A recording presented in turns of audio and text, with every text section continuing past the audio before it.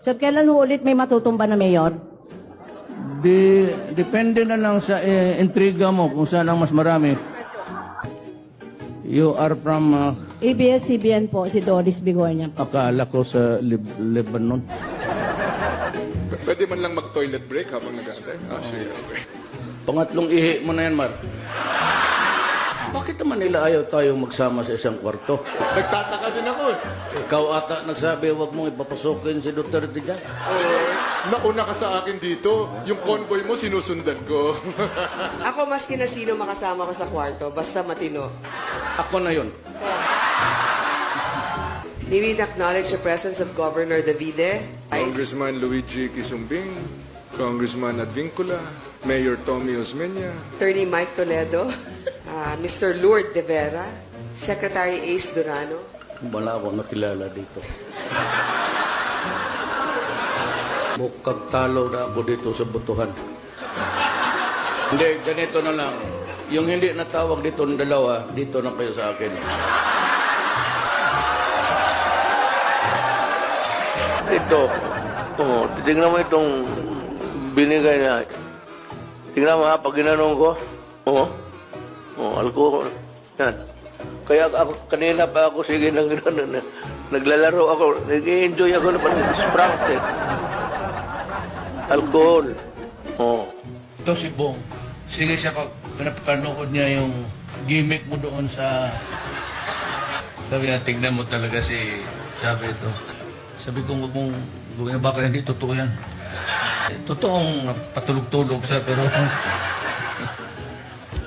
We can only say good luck and may the next mission be accomplished. Pupunta rin ako dito kasi nandito si Vice President. Kung saan siya nagapunta, nagpasunod-sunod ako. Biyuda kasi. Annulled ba ako sa... totoo, annulled ako sa asawa. Mambalita ko may... Do not be offended, pero yung sabi nila, hindi yung totoo. Awa na po ako sa inyo, mahal na Pangulo. Tigilan niyo na po ako. Ano pong gusto niyo sa akin? May gusto po ba kayo sa akin? Sir, Senator De Lima was asking if may gusto daw po ba kayo sa kanya. Ano? She was asking, sir, kung may gusto daw po ba kayo sa kanya. Masyado na nila akong ginigipit, inaapi. Tapos ganyan pang gagawin nila. Lahat na lang sinisisi sa akin. And they call themselves men.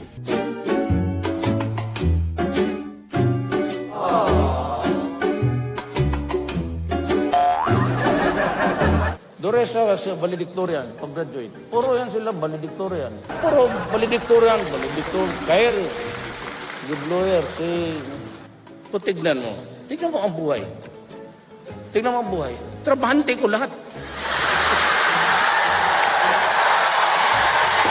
Don't mind. Tang na mo galit siya, nainit ng ulo. Mayor, sabi niyo may mga girlfriend kayo. Dapat Totoo. pantularan yan ng mga kabataan. Well, kung hiwalay ka sa asawa, doon gawin mo sarili mo. Anong gawin ko itong karga-karga ko? Hindi ko naman ipagbili ito. Hindi mo masangla eh. Para sa akin yun na yun. The best that my efforts can really achieve.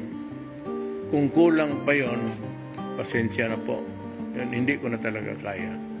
And your help in my journey in the 6 years na binigyan ninyo ako ng honor maging presidente ng Pilipinas. Maraming salamat.